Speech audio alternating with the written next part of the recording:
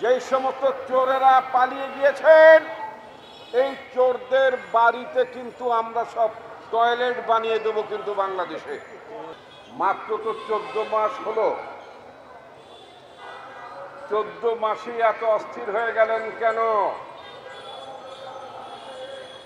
একবার ভুল করেছিলেন, গণতন্ত্রকে হত্যা করে একদলীয় শাসন ব্যবস্থা চালু করেছিল আপনার বাবা। সেই কারণে বাংলাদেশের জনগণ আপনাদেরকে ক্ষমতার বাইরে 21 বছর রেখেছিল। মাত্র 14 মাস ক্ষমতা হারিয়েছেন, জনগণ ঝেঁটিয়ে ক্ষমতা থেকে বিদায় করেছে।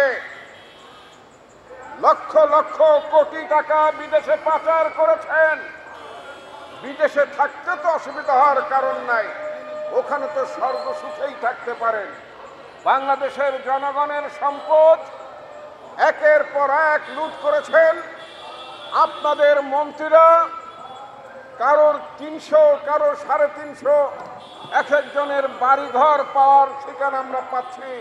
কারোর বাড়িঘর পাওয়া যাচ্ছে সিঙ্গাপুরে, কারোর বাড়িঘর পাওয়া যাচ্ছে দুবাইতে, কারো বাড়িঘর পাওয়া যাচ্ছে মালয়েশিয়ায়, কারো বাড়িঘর পাওয়া যাচ্ছে লন্ডনে, আমেরিকায়।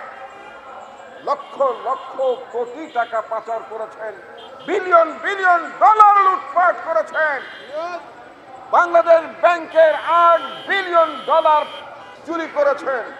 কষ্টে তো থাকার কথা না আপনাদের, কিন্তু আমরা দেখতে পাচ্ছি জনগণের দুর্ভোগ বাড়ানোর জন্য আপনারা বাংলাদেশের মাঝে মধ্যেই ঝামেলা পাকানোর চেষ্টা করছেন।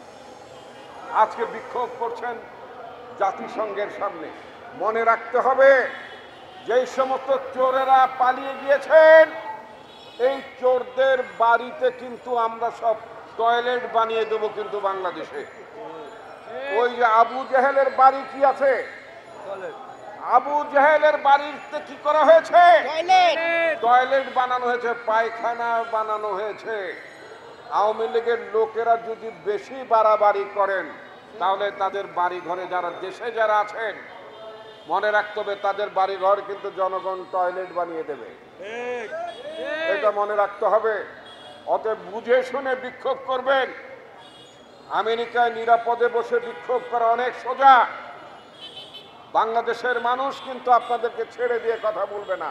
কয়েকদিন আগে আপনারা বিক্ষোভের চেষ্টা করেছিলেন, পুলিশ লাগে নাই, আনসার লাগে নাই, বিজিবি লাগে নাই। এদেশের জনগণ কিন্তু ধরে প্যাদানি দিয়ে তারপরে পুলিশের কাছে দিয়েছে। এটা কোনো আপনার চোরদের জন্য কোনো গণতন্ত্র নাই, দুর্বৃত্তদের জন্য কোনো গণতন্ত্র নাই, লুটেরাদের জন্য কোনো গণতন্ত্র নাই। কারণ তারা কোনো গণতান্ত্রিক পদ্ধতিতে নির্বাচিত হয়ে ক্ষমতায় ছিল না।